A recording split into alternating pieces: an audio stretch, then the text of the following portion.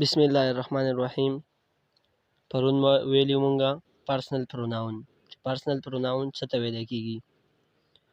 نن به مونږ وایو ډیمانسټریټیو پروناون. چې ډیمانسټریټیو پروناون څه ته ویل کیږي؟ ډیمانسټریټیو پروناون ورته ډیمانسټریشن نه.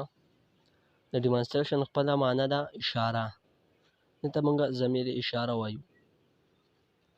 دا پروناون دی کوم چې مونږه په یو شي ته اشاره کوو، نو هغه پروناون ته به مونږه ډیمانسټریټیو پروناون وایو. هغه پروناون په کوم باندې چې مونږه یو شي ته اشاره کوو هغه ته به ډیمانسټریټیو پروناون ویل کیږي. ډیمانسټریټیو پروناون زموږ سره به څلور دي. یو دی زموږ سره دیس، بل دی دیټ، بل دی دوز، بل دی دیز. اوس به مونږ د دیس کوم ځای کې استعمالوو، دیټ به کوم ځای کې استعمالوو، دوز به کوم ځای کې استعمالوو، دیز به کوم ځای کې استعمالوو.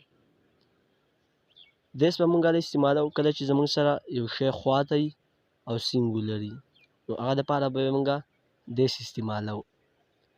او دیټ به مونږ کوم ځای کې استعمالوو؟ دیټ به مونږ هغه ځای کې استعمالوو په کوم ځای کې چې مونږ نه یو کس یا یو شی لرې وي خو یوازې وي، یعنې سینګولر وي، یوازې وي خو لرې وي، نو هغه دپاره به مونږه دیټ استعمالوو.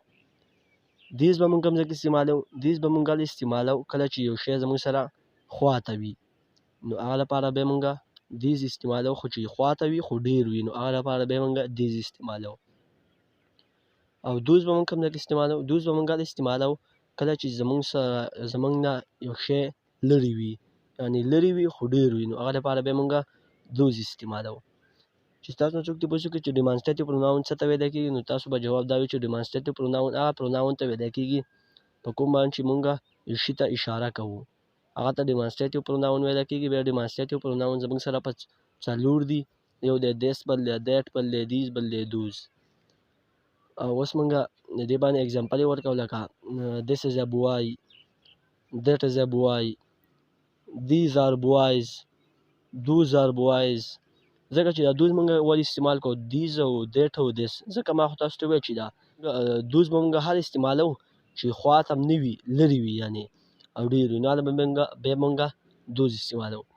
او دیز به مونږ استعمالوو کله چې مونږه خواته وي خو ډېر وي، هغه دپاره به مونږه دیز استعمالوو. دیټ به مونږ کوم ځای کې استعمالوو؟ کله چې زمونږ نه لرې وي خو یو کس وي، یوازې وي، نو هغه دپاره به مونږه دیټ استعمالوو. دیس به مونږ کوم ځای کې استعمالوو؟ دیس به مونږ استعمالوو چې کله زمونږ سره خواته یو شی وي او نږدې وي، نو هغه دپاره به مونږه دیس استعمالوو او یوازې وي.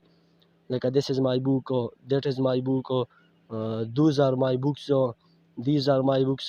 دا زموږ سره نننی و ډیمانسټریټیو پروناون.